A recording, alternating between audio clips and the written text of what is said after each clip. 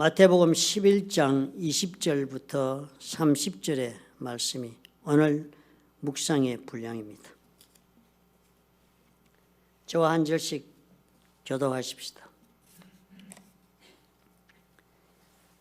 예수께서 권능을 가장 많이 행하신 고을들이 회개하지 아니하므로 그때 책망하시되 화 있을진저 고라시나 화 있을진저 벳세다야 너에게 행한 모든 권능을 두로와 시돈에서 행하였더라면 그들이 벌써 베옷을 입고 재에 앉아 회개하였으리라. 내가 너희에게 이르노니 심판날에 두로와 시돈이 너희보다 견디기 쉬우리라. 가버나움아 네가 하늘에까지 높아지겠느냐 음부에까지 낮아지리라. 내게 행한 모든 권능을 소돔에서 행하였더라면 그 성이 오늘까지 있었으리라. 내가 너희에게 이르노니 심판날에 소돔 땅이 너보다 견디기 쉬우리라 하시니라. 그때 예수께서 대답하여 이르시되 천지의 주제이신 아버지여 이것을 지혜롭고 슬기 있는 자들에게는 숨기시고 어린아이들에게는 나타내심을 감사하나이다. 옳소이다. 이렇게 된 것이 아버지의 뜻이니이다. 내 아버지께서 모든 것을 내게 주셨으니 아버지 외에는 아들을 아는 자가 없고 아들과 또 아들의 소원대로 계시를 받는 자 외에는 아버지를 아는 자가 없느니라. 수고하고 무거운 짐진 자들아 다 내게로 오라. 내가 너희를 쉬게 하리라. 나는 마음이 온유하고 겸손하니 나의 멍에를 메고 내게 배우라. 그리하면 너희 마음이 쉼을 얻으리니 이는 내 멍에는 쉽고 내 짐은 가벼움이라 하시니라. 아멘.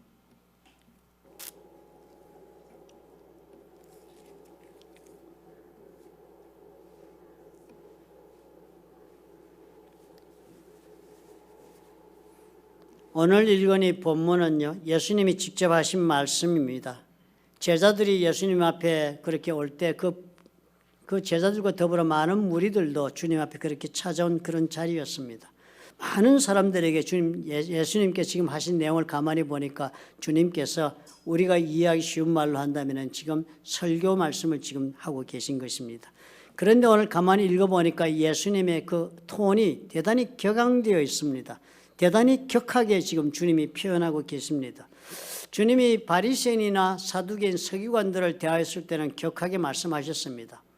그렇게 화 있을진저라고 주님이 그렇게 질책하는 말씀을 하셨지만 주님 앞에 나와서 병든 자가 치유함을 받고 주의 말씀을 듣고 하는 그런 일반적인 하나님의 은혜를 구하여 예수님 찾아오는 사람들을 대하여는 예수께서 그렇게 격양된 표현으로 화 있을진저라고 말하신 적이 없으셨습니다. 언제나 부드럽고 다정하고 그리고 또 그럼에도 불구하고 깨달아서 하나님 앞에 분명하게 설 수 있도록 그렇게 하신 말씀을 주셨지 이렇게 격하게 책망하는 이런 말씀을 하신 적이 없습니다. 그런데 오늘 이 책망하시는 말씀이요.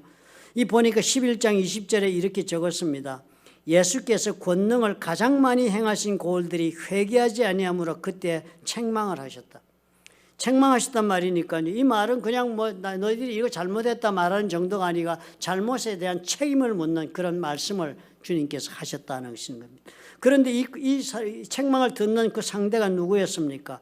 예수께서 권능을 가장 많이 행하신 고을들인데 그런 고을들에 행하여서 권능을 행하신 그런 고을들을 향하여 예수께서 말씀으로 질책하시면서 책임을 묻는 그런 말씀을 하셨다는 거예요. 그러니까 설교를 지금 이렇게 하고 계신 것입니다. 아마 제가 이렇게 막 설교하면 제 설교 누가 들어주겠습니까? 너나 잘해. 그러고 아마 가실 거예요. 그죠? 그런데 불구하고 예수님이 지금 이렇게 하신다니까 아마 사람들이 듣고 있었는지 모르겠습니다. 아마 예수님이 오늘 이렇게 와서 예수님이 이렇게 책망하시면 아마 우리도 그렇게 귀담아 들을지 모르지요.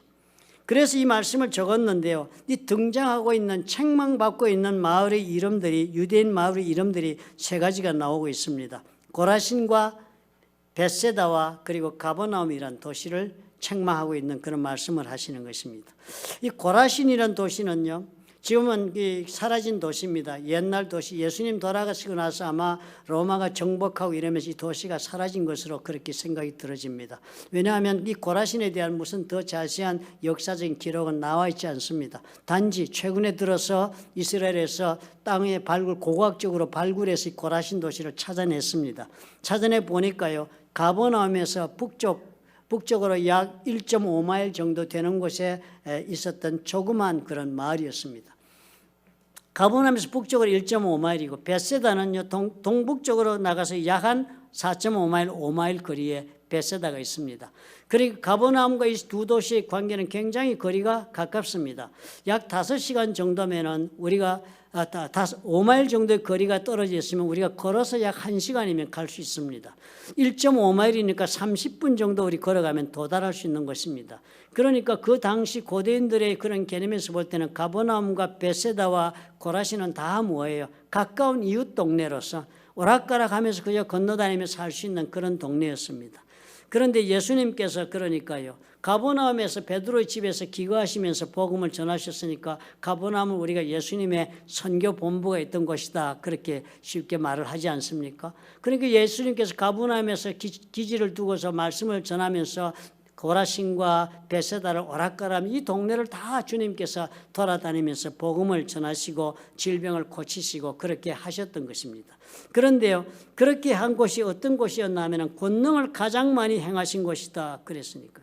그 권능을 가장 많이 행하셨다는 것을 원문을 보면은요, 다른 어느 곳보다는 여기에서 권능의 거진 다를 행하셨다 그렇게 표현하는 말입니다. 그러니까 예수님께서 기사와 이적을 행한 것이 그 수많은 것들이요, 다른 온 천지 사방에 댕기면 다 했다라고 우리는 그렇게 이해하기 쉬운데요. 예수님 볼 때는 내가 그 가운데 많은 기적들의 거진 대부분은 내가 고라신, 벳세다, 가버나움 이곳에서 행하지 않았느냐. 그런 권능을 행한 고리는 거진 기적을 다 거기서 행하였는데 그 마을들이 회개하지 아니하시니까 예수께서 그때 책임을 묻고 그리고 그 하나님 심판의 말씀을 그렇게 던진 것입니다. 그런데 그 책망이 단순히 책망으로 끝나지가 않고 있습니다. 21절에 보니까 이렇게 이어지는 거예요. 화 있을진저 고라시나. 이 화 있을진저 말은 저주가 있다는 그런 표현입니다. 화 있을진저 고라시나. 이 고라신이 어느 도시입니까? 유대 도시입니다. 이스라엘 백성들이 살고 있는 여호와 하나님의 백성들이 살고 있는 도시가 고라신입니다. 이방인의 땅이 아닙니다. 화 있을진저 고라시나 화 있을진저 벳세다야 너에게 행한 모든 권능을 두로와 시돈에서 행하였더라면 그들이 벌써 베옷을 입고 제에 앉아 회개하였으리라. 두로와 시돈에 있는 사람들은 이스라엘 나라가 아니잖아요. 도시가 아닙니다. 그런 이방 땅에 있는 사람들을 얘기하고 있는데 그들 다 회개했을 텐데 너희들은 그토록 많은 기사와 이적을 보고서도 회개하지 않는다. 저주가 있겠다 그랬습니다. 그러면서 22절에 이르기를 내가 너에게 이르노니 심판날에 두로와 시돈이 너희보다 견디기가 쉽다. 두로와 시돈이 심판날에 두로와 시돈이 지금 지옥에 떨어졌는데요. 심판하는 날 심판받는데 보니까 고라신과 벳세다와 가버나움이 심판을 받아 떨어져 지옥에 가보니까 지금 두로와 시돈이 지옥불에 데치고 있는 그 온도보다도 더 훨씬 뜨겁게 고라신과 벳세다와 가버나움이 지금 시달림을 받는 것입니다. 주님이 그렇게 선언한 것입니다. 정말 참혹한 표현을 지금 하고 계십니다. 왜냐하면 이 두로와 시돈이라는 도시는 보통 도시가 아닙니다. 이 두로와 시돈은 유대 땅이나 사마리아 땅이나 혹은 또 동쪽에 있는 요르단의 이런 빌립이 다스리는 땅 이런 땅에 있는 도시가 아닙니다. 이 두로와 시돈은 이스라엘 사람들이 사는 국경을 넘어가서 지중해 연안에 위치하는 페네키아 해양 민족들이 세운 페네키아의 속국 식민지가 세운 그런 도시가 두로와 시돈입니다. 항구 도시입니다. 그리고 그런 항구 도시니까 또 그 자체로 굉장히 도덕적으로 문란하고 그랬는데 더 놀라운 것은 바로 이 시돈 땅이 바알과 아세라 신의 본부가 있는 그런 곳입니다. 그런 곳이니까 바알 중심의 신앙의 중심지 역할을 했던 그런 도시들입니다. 그런데 그 두 두로와 시돈보다도 엄청 더 심한 어떻게 해요? 저주 가운데 떨어지는 그런 도시가 된다고 주님이 그렇게 심판의 말씀을 주시는 것이니까 이거 대단히 어려운 말씀입니다. 사실 이 시돈에서는요 우리가 잘 아는 이스라엘의 아합 왕, 그 아합 왕의 부인이 이세벨이었지 않습니까? 우리가 그 열왕기상을 읽어보면 그 아합의 이야기가 얼마나 대단히 처절합니까? 부인 이세벨 때문에 바알과 아세라를 섬기는 나라가 되어서 엘리야가 그곳에 가가지고 정말 갈멜산에서 이세벨의 그 제사장들과 맞대기를 벌리고 이런 사건을 벌였던 데가 바로 이 바알과 아세라 이야기 아합의 시대였습니다. 그런데 그 아합의 아내 이세벨이 온 곳이 어딘가 성경에 적혔는데 이렇게 적혀 있습니다. 열왕기상 16장 31절에 보니까요. 느봇의 아들 여로보암이 죄를 따라 행하는 것을 오히려 가볍게 여기며 아합이 그랬다는 거예요. 시돈 사람의 왕 엣바알의 딸 이세벨을 아내로 삼고 그랬습니다. 아합이 이랬다는 거. 아합이 이세벨을 아내로 삼았는데 그 이세벨이 누군가 하면은 시돈 땅에 있는 시돈의 왕 엣바알, 엣바알이라 그랬으니까 엣바알은 바알의 신전이라는 뜻이니까 시돈의 왕은 바알 제사장이었습니다. 그러니까 그 제사장이 우두머리인 시돈의 왕의 그 딸이니까 공주 이세벨이 아합의 부인이 됐으니까요. 그러니까 이 이세벨이 얼마나 강력한 바알의 지지자였고 영향력이 있는 그런 사단의 대리인이었겠습니까? 아합의 왕 시대 이스라엘에 쑥밭이 되지 않았습니까?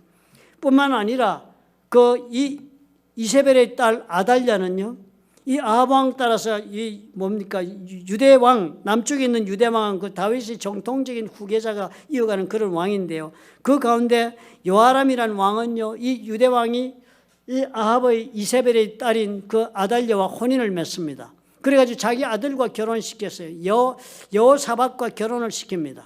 그러니까 이 아달랴가 유대 가문에 들어와가지고 이 다윗의 가문을 다 멸망시키려는 그런 사단의 앞잡이 노릇을 해서 성경에 보니까요, 여호사밧이 죽고 나니까 그 모든 왕자들이 아달랴가 다 몰살하거든. 다 몰살하는 과정에 겨우 요아스 하나를 어떻게 다른 그 왕의 고모가 살려내가지고 신전에 데려와 살고 그래서 나이가 들어서 왕으로 세우는 그런 기록이 나옵니다. 이런 곳이 바로 시돈이었습니다. 그런데 주님이 이런 시돈보다도 어떻게 해요? 고라시나 베세다야 가버나움아 너희 더 어려움을 당할 것이다. 그렇게 하십니다. 왜 그런가 하면은 내가 이 기적의 모든 대부분을 너에게 이렇게 베풀고 내 모든 사역의 모든 정수를 너희들에게 이렇게 베풀었음에도 불구하고 너희들이 어떻게 회개하지 않기 때문에 그런다. 가버나움은 또 어떤 것입니까? 가버나움은 로마의 베세다는 우리가 잘 아시다시피 그 베세다에서 오병이어의 기적을 행하였던 곳입니다. 필립의 고향이었고 그리고 베드로와 안드레의 고향입니다. 베드로가 가버나움 장모의 집으로 옮겨올 때까지 전까지 어부로 살았을 때는 베세다에 살았습니다. 그러기 베세다는 그 가운데 예수께서 오병이의 기적을 행하고 산상수훈을 가르치셨던 그런 놀라운 장소가 베세다입니다. 가버나움은요. 가버나움 로마의 군사기지가 있어서 로마에서 예루살렘으로 갈 때는 반드시 갈릴리의 이 가버나움을 거쳐서 가버나움에서 그렇게 예루살렘으로 내려가는 그런 통로입니다. 갈릴리 그 해변가에 갈릴리 호숫가에 연해 있는 그런 북쪽에 있는 아주 아름다운 항구 도시입니다. 그리고 이 항구 도시뿐만 아니라 의항으로서 굉장히 활발하게 그렇게 상업의 그런 일이 벌어지고 있는 곳이 가버나움이었습니다. 사람들이 잘 살고 도시가 비교적 다른 데 비해서 커졌습니다. 그런데 그 가버나움에 대해서 예수님이 이렇게 저주의 말씀을 주십니다. 가버나움아 네가 하늘에까지 높아지겠느냐 음부에까지 낮춰지리라. 내게 행한 모든 권능을 소돔에서 행하였더라면 그 성이 오늘까지 있었으리라. 내가 너에게 이르노니 심판날에 소돔 땅이 너보다 견디기 쉬우리라 하시니라. 이것도 엄청난 저주의 말씀 주신 거 아닙니까? 소돔. 이 소돔은 아브라함 시대 롯을 건지기 위해서 그 롯 가정만 건져내고 나머지는 모조리 하나님께서 그렇게 유황불로 불태워 죽인 데가 소돔입니다. 소돔에 가서 만약에 내가 너희들의 한 만큼의 조금이라도 소돔이겠다면 소돔은 회개하고 건짐받아서 그렇게 멸망 안 당했을 거다. 그 너희들은 지금 하는 것 보니까 이 소돔에게 한 것 그것을 이 정도라는 것을 너희들이 이해해라. 너희들은 이토록 큰 걸 받고서도 회개치 않는 거 보니까 너희들은 소돔보다도 더 심한 지옥불에 떨어진다라고 주님이 소돔보다도 그런 견디기 어려운 곳에 떨어진다라고 그렇게 말씀을 한 것입니다. 이 가버나움은 얼마나 큰 은혜를 입은 것입니까? 가버나움에는요, 가만히 우리가 성경을 읽다 보면은 예수께서 행하신 기적의 대부분이 가버나움에서 벌어졌습니다. 회당장 야이로가 자기 딸이 죽자 예수님 찾아와서 우리 집에 가서 우리 딸을 고쳐주시면 살겠나에 대해서 죽은 딸을 살린 곳이 가버나움이었습니다. 그렇게 가는 길에 12의 혈류병 난 여자가 예수님의 옷에 옷자락을 만져가지고 혈류병에 치료받고 네 믿음이 크도다 딸아, 네 믿음이 너를 고치셨다는 그런 칭찬을 받은 그런 기적의 현장이 바로 가버나움이었습니다. 또 백부장, 자신의 하인이 중풍병에 걸려 집에서 고생당하는 것 때문에 예수님을 찾아 나온 것도 가버나움입니다. 그곳에서 예수님께서 고쳐주겠다, 내가 가서 고쳐주리라 그러니까 주님이요, 주께서 우리 집에 들어오는 것을 나는 감당치 못하겠나이다. 말씀만 하셔도 고침을 받을 수 있는데 말씀해 주옵소서. 주님께 엄청난 칭찬을 듣지 않습니까? 이스라엘에 너만한 믿음을 본 적이 없다. 네 믿음대로 될지어다. 이런 기적을 행했던 곳도 가버나움입니다. 또 중풍병자가 내 친구가 데리고 와서 주님께서 계신 곳에 들어오지 못하니까 지붕을 뚫고 자기 친구를 내려가지고 죄사함받고 그리고 고침받게 한 그런 놀라운 기적의 사건이 벌어진 것도 바로 이 가버나움이었습니다.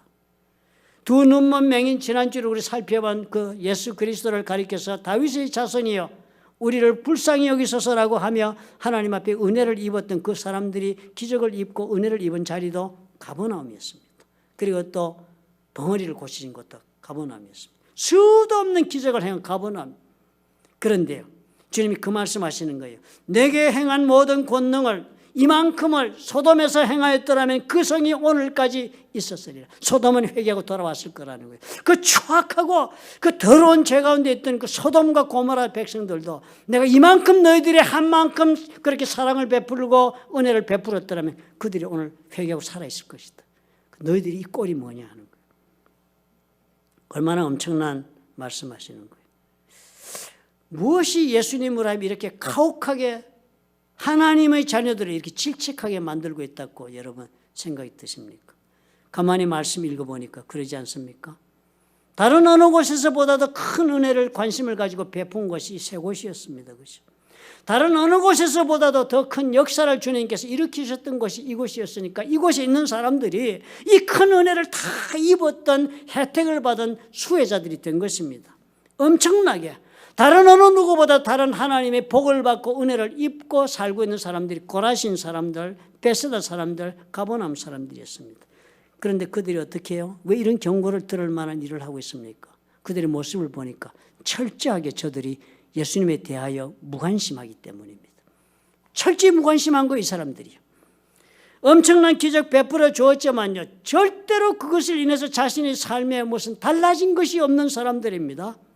받은 것으로 자기 삶을 누리고 사는 일에서 조금도 한치도 저들은 눈을 떼거나 벗어나지 않았습니다. 예수님을 향하여서 저들은 어떤 일도 한 것이 없는 사람들입니다. 이토록 받은 것이 많지만 철저히 어떻게 해요? 예수님을 무시하고 고개를 돌렸습니다. 인간적인 관점에서 볼 때는 뭐 좀 무시하고 산다는 거, 무관심한다는 거 이거 큰 뭐 죄가 되지 않습니다. 뭐 그 사람 그렇게 사는 것 누구도 탓할 수 없습니다. 그런데 예수님은 지금 예수께서 말씀하시기를 하나님의 은혜를 입은 자로서 예수 그리스도에 대하여 무관심한 것은 이렇게 엄청난 죄악이 된다고 지금 지적하고 계신 것을 우리가 주목해야 합니다. 무관심이라는 행위라는 것이요, 하나님의 입장에서 볼 때 하나님의 관계에서 성도들이 보이는 무관심은 하나님을 완전하게 무시하는 행동으로 주님은 간주하시는 겁니다. 네가 나를 무시하니까 이렇게 관심이 없구나. 하나님의 어떤 말씀에도 대꾸할 가치가 없다고 네가 지금 생각하니까 내가 너에게 하는 말에 대해 반응이 없구나. 너는 극단적으로 나를 경멸하고 사는구나 라고 예수님이 그렇게 받아들인다는 겁니다. 그러니까 주님께서 이렇게 큰 질책을 하시는 것입니다. 무관심하다. 이 무관심에 대한 질책은요, 구약 성경에 끝없이 저들에게 주어지고 있는 말씀입니다. 유다의 젊은 왕 요시아요, 개혁 정치를 행했던 사람입니다. 그죠? 이렇게 살아나가지고 아달랴 손에 살아난 요시아가 하나님의 율법서를 다 그 제사장에 배우고 그러니까 그렇게 율법에 의하여 다시 정신을 차리고 나라를 돌아보니까 나라가 썩었거든요.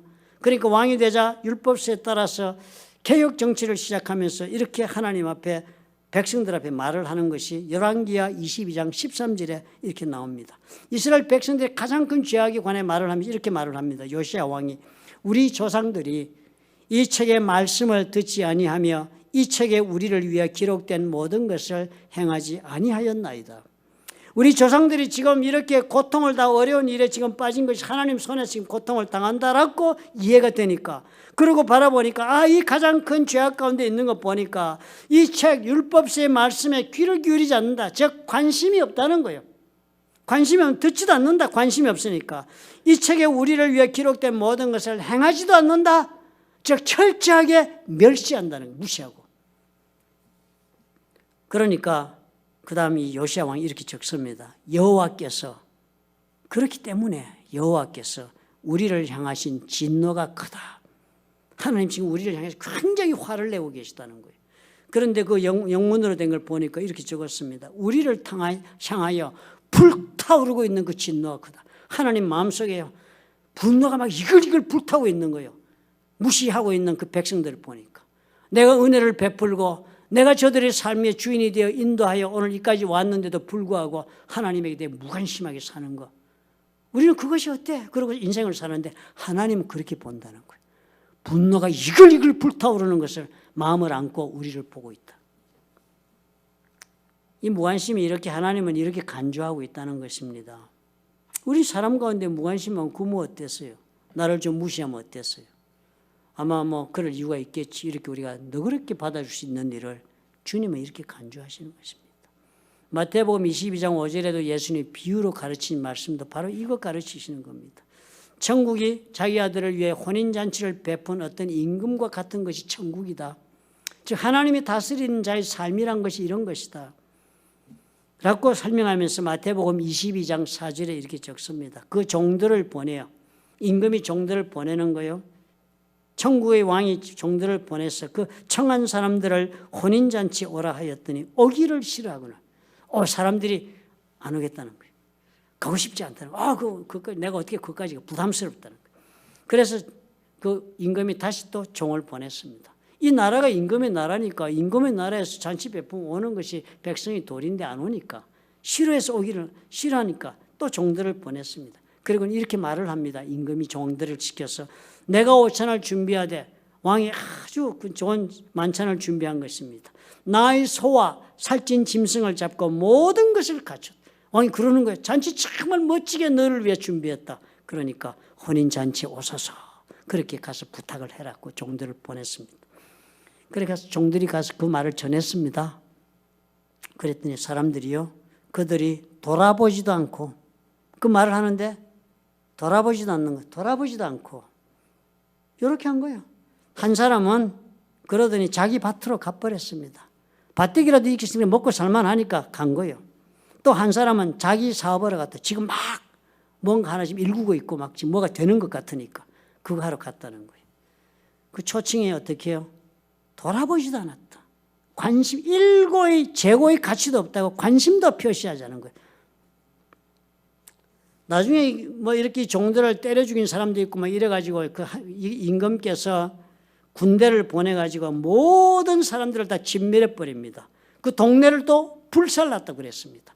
그리고는 그 종들에게 이 모든 사람들, 이 무관심하고 돌아보지 않고 자기 밭으로 간 사람, 자기 사업하러 간 사람, 아니면 이 종들에게 대적하여 하나님을 대적한 사람 모두를 다 진멸하고 동네를 불사르고 이에 종들에게 이르되 혼인잔치는 준비되었으나 청한 사람들은 합당하지 않구나. 내가 이렇게 은혜를 주고 청한 사람들이 이 잔치에 합당하지 않으니까 관두고 다 죽여버리고 심판하고 끝내고 다른 데 가서 하자라고 말씀했다라는 거예요. 그러기 무관심이 어디에까지 똑같은 것으로 간주됩니까? 하나님 볼 때는요.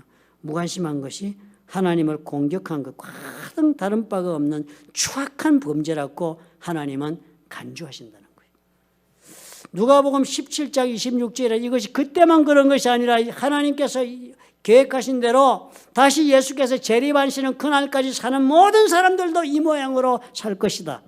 누가복음 17장 26절에 예수께서 이 말씀을 하십니다.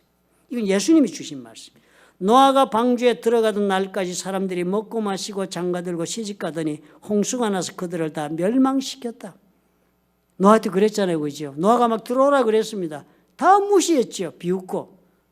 돌아보지도 않고 자기 밭으로 가고 자기 사업하러 다 갔죠. 자기 일상생활에 그냥 돌아갔습니다. 그런데 홍수가 나서 멸망시켰다. 또 롯의 때와 같으리니 롯때 소돔과 고모라가 롯의 때였지 않습니까? 사람들이 먹고 마시고 팔고 심고 집을 짓더니 롯이 소돔에서 나가던 날에 하늘로부터 불과 유황이 비오듯 하여 그들을 멸망시켰다. 인자가 나타나는 날에도 이러하니라. 앞으로 우리한테 이런 날이 온다고 예수께서 예언하고 계신 구절입니다. 이 무관심이요. 하나님 앞에 은혜 받은 자들이 무관심하게 하나님 앞에 대하는 이런 삶을 취하는 사람들은 마지막 날까지도 계속되는 그런 죄악이라고 주님 말씀하신 것입니다. 그런 이런 상황이었으니까 주님이 고라신과 벳세다와 가버나움에 이토록 진노하시는 것입니다. 이토록 진노하시는 거예요. 그 무관심한 게 뭐 그렇게 잘못됐다고. 우린 그렇게 생각하는데 주님이 이렇게 진노하시면서. 그리고서는 11장 25절에 이런 상황에서 주님이 말씀을 하시는 거예요. 그때 예수께서 대답하여 이르시되 천지의 주제이신 아버지여, 이것을 지혜롭고 슬기는 자들에게는 숨기시고 어린아이들에게는 나타내심을 감사하나이다. 옳소이다. 이렇게 된 것이 아버지의 뜻이니이다. 그때 그랬으니까 지금 사람들이 다 이렇게 무관심하고 있는 이때를 말합니다. 이때 주님께서 하나님과 대화하는 기도를 이렇게 적어놨습니다. 대답하여 이르시되라고 이렇게 적었는데 누가 물어서 대답한 것이 아니고요. 히브리 말로 대답하여 이르시되 말은 수고입니다. 드러내놓고 말한다. 그런 내질렀다 그런 뜻에 해당하는 그런 과격한 표현을 하는 것이 대답하여 이르시되라는 수고의 뜻입니다. 공개적으로 내가 말한다. 대놓고 너희들에게 말하는데 그렇게 하면서 하는 말씀의 첫 구절이 천지의 주제인 아버지요. 그렇게 말씀을 한 겁니다. 천지의 주제이신 아버지, 하늘과 땅을 다 주관하고 계시는 아버지요. 이렇게 말씀한 거예요. 그 말씀은 뭐예요? 지금 이렇게 이런 일이 이 사람들이 무관심한 은혜를 받고도 무관심한 일이 벌어지고 있지만 이것이 다 내 주제하에 있다고요. 지금 주님은 그렇게 심판해야 되겠다라고 그 간악한 그런 사람들의 마음이라고 질책하고 그렇게 거칠게 그렇게 말씀하시면서 하나님 앞에 말씀하는 거예요. 이것이 다 그럼에도 불구하고 우리 하나님 아버지의 다스림 속에 있는 일이지 그 밖에 벗어 있는 일은 아니다. 이 모든 것이 다 주님의 손안에 지금 들어있는 것이다. 그러면서 옳소이다. 다 이렇게 된 것이 아버지의 뜻이니이다. 하나님의 뜻 가운데서 지금 이런 일이 다 벌어진 것이니까 맞습니다. 이것이 그냥 이 사람들이 단순히 악한 것으로 끝나는 문제가 아니고 하나님의 뜻 가운데 일어난 것입니다. 그러면서 왜 이런 일이 벌어졌는가를 설명하시는 구절이 지혜롭고 슬기로운 자들에게는 숨기신 아버지여 이것을 감사하다. 그렇게 말씀을 하는 것입니다. 지혜롭고 슬기로운 자들이란 말이 고라신과 베세다와 가버나움에 사는 자들이 사는 모습을 보고 주님이 빗대어서 하신 말씀이에요. 저 사람들이 참 지혜롭고 슬기가 있으니까 예수 안 믿고 산다는 거예요. 그런 자들이 숨기셨다. 그렇게 지혜롭고 슬기로운 자들이니까요. 이 사람들이 그 지혜가 어디서 왔습니까? 지혜는 하나님께서 주신 것이지요. 또 슬기라는 것은 배워서 얻는 지식적 능력입니다. 그러니까 하나님이 이것도 다 주신 겁니다. 어디서 배웁니까? 배움의 선생이나 배울 수 있는 능력이나 그런 거 다 하나님이 주신 겁니다. 그러니까 이 고라신 사람들이나 베세다 가버나움 사람들이 사는 모습을 주님이 그렇게 본 겁니다. 저들이 왜 저렇게 무관심하고 그 모든 은혜를 베풀고 그 모든 삶을 오늘까지 이렇게 살 수 있는 길을 열어주고 있는 예수인 나에게 이렇게 무관심하게 저렇게 대하고 있는가? 그 다른 것이 아니구나. 저들이 지혜롭고 슬기로운 자들이 되었구나. 하나님의 은혜를 입고 하나님으로 받은 것 가지고는 어떻게 해요? 그것 가지고 그것 의지하고 인생을 살고 있으니까 무관심할 수 있게 되었지 않았느냐라고 예수님께서 저들의 모습을 보는 것입니다. 그러니까 그렇게 해서 이 사람들은 통회하고 자복해서 주님 주신 것이 많으니까 오히려 더 하나님 앞에 돌아오고 하나님을 의지하고 하나님이 나의 삶의 목적이 되고 이렇게 살아야 되는데요. 이렇게 많은 것을 받고 은혜를 입으니까 그 은혜 받은 것으로 족한 거예요. 그 은혜 받은 것으로 주님 주신 것으로 그것 의지하고 사는 것으로 온 마음이 다가 있으니까 예수 그리스도에 대한 그런 관심이 없는 것입니다. 그런 것이 의지하고 살고 있으니까 이 사람들이 눈이 가려져 보지 못하는 것과도 똑같다. 그래서 예수께서 기회를 다시 주겠다고 말씀하시는 거 이렇게 말씀합니다. 내 아버지께서 모든 것을 내게 주셨으니 아버지 외에는 아들을 아는 자가 없고 아들과 또 아들의 소원대로 계시를 받는 자 외에는 아버지를 아는 자가 없다. 그러니까 이제 이렇게 가려졌지만 이제 내가 내 자신을 다시 보여주지 않고는 나를 볼 자가 없다는 것이 그것이 하나님의 그 계시의 법이니까 하나님을 누가 스스로 알 수 있는 자가 있겠느냐.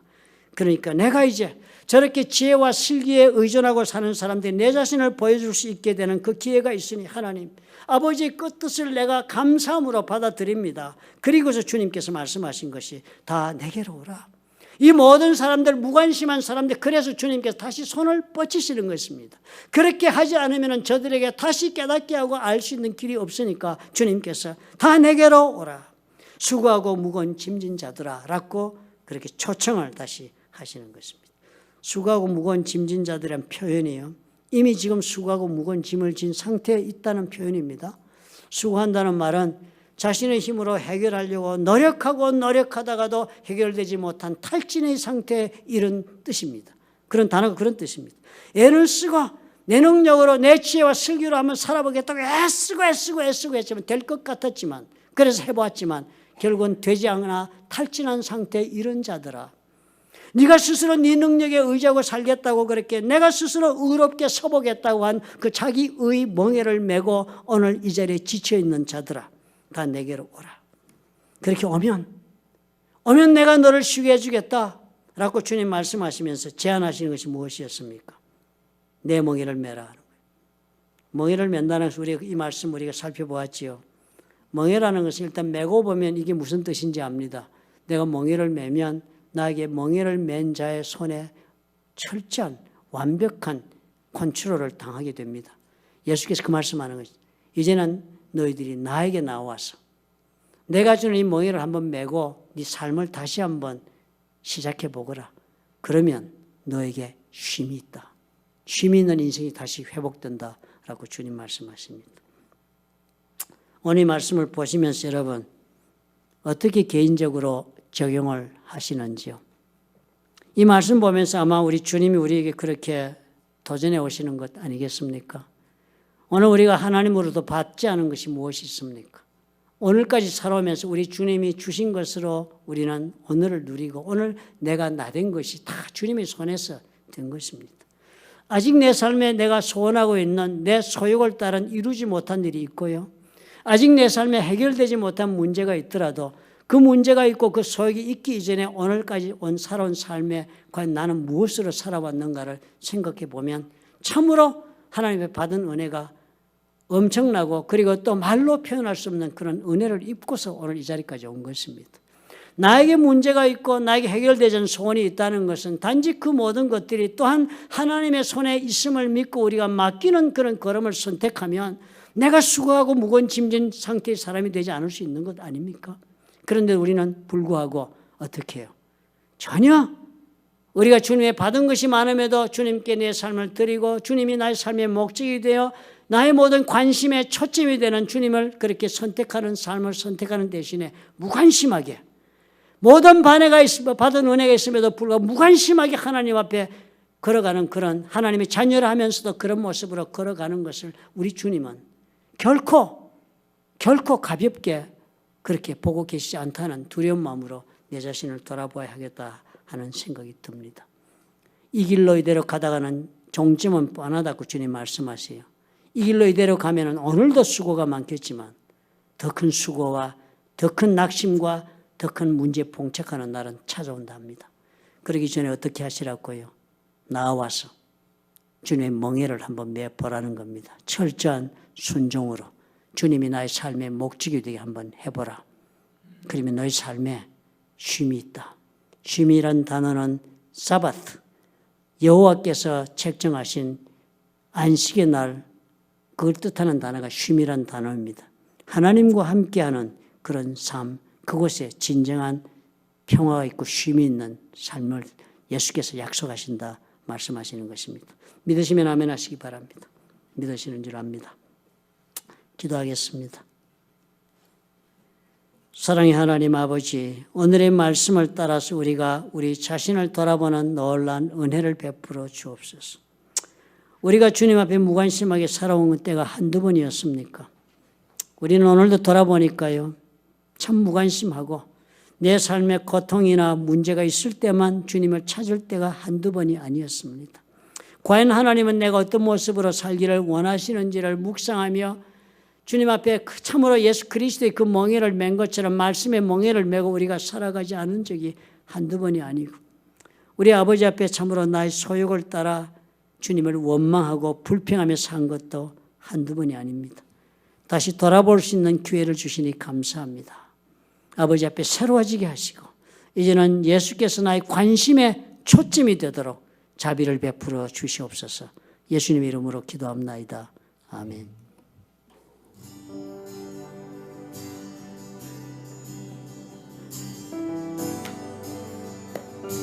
부름받아 나서니모 부름받아 나서니모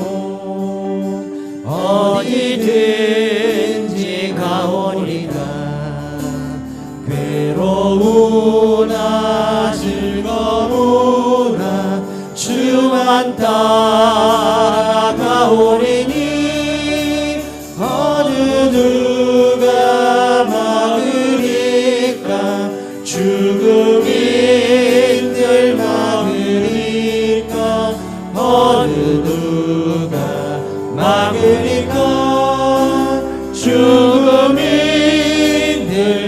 골골짝 빈들에도 하골골짝 빈들에도 복음 들고 가오리라.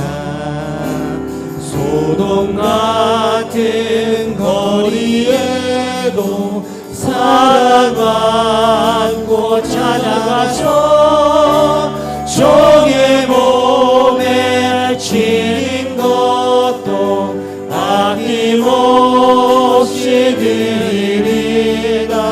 종의 몸에 지닌 것도 아낌없이 드리리라. 존귀 영광 모든 권세 주님 홀로 받으소서. 멸시천대 십자가를 제가 지고 가오리다. 이름 없이 빈도 없이 감사하며 섬기리다. 이름 없이 빈도 없이 감사하며 섬기리다.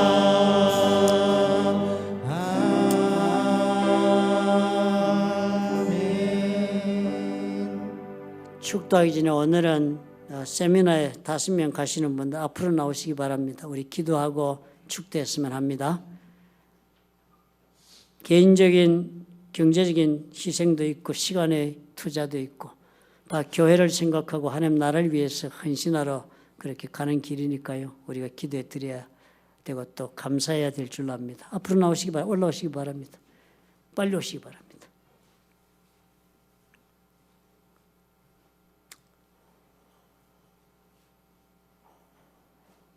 하나님은 마음의 중심을 보시고 쓰십니다. 우리 하나님이 쓰시면요, 세상 사람들이 상상하지 못했던 놀라운 그런 은혜를 경험하게 될 것입니다. 앞으로 이 5분이 하나님 앞에 바치는 헌신이 우리 교회에 놀라운 복음의 열매로 맺어질 것을 저는 믿습니다. 하나님이 그 마음을 받아주실 것입니다. 오늘 여러분 우리 다 같이 우리 통성으로 한번 기도합시다. 주님께서 우리가 정말 우리의 마음을 실어 이 5분을 하나님 앞에 보내드리오니 주님께서 채워달라고, 주님께서 마음껏 은혜로 부어주시라고 우리 여러분께서 같이 통성으로 기도하시고 제가 축도하겠습니다.